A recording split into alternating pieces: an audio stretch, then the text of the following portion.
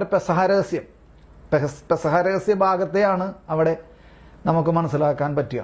അത് കഴിഞ്ഞിട്ട് പിന്നെന്താ പറയണേ, അതിനെ പുനഃപ്രതിഷ്ഠിച്ച്, കണ്ടോ, അതിനെ പുനഃപ്രതിഷ്ഠിച്ച് എന്ന് പറഞ്ഞാൽ പുതിയ സൃഷ്ടികളാക്കി പിതാവിന് ഈ ദൈവപുത്രൻ തന്നെയായ, അല്ലെ, ദൈവം തന്നെയായ ഈ യേശു എന്ത് ചെയ്യും, പിതാവിന് സമർപ്പിക്കും.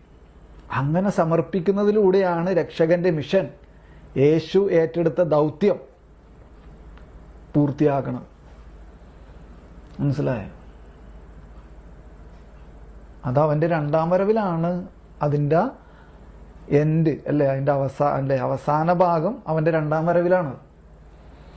അപ്പൊ അതാണ് അതിനെ പുനഃപ്രതിഷ്ഠിച്ച് അവിടുത്തെ മഹത്വത്തിന് വേണ്ടി പിതാവിന് തിരിച്ചു നൽകുകയും ചെയ്യുന്നു.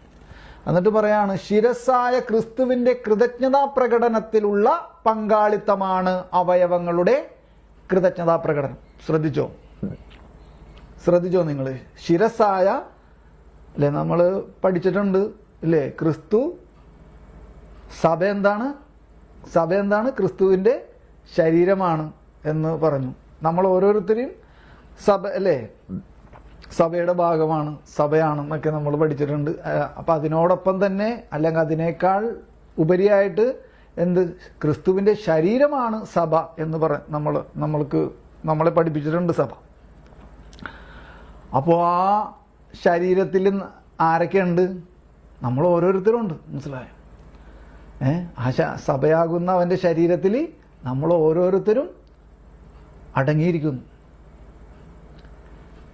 അപ്പൊ ആ ശിരസ്സായ ക്രിസ്തുവിന്റെ കൃതജ്ഞതാ പ്രകടനം കണ്ടോ?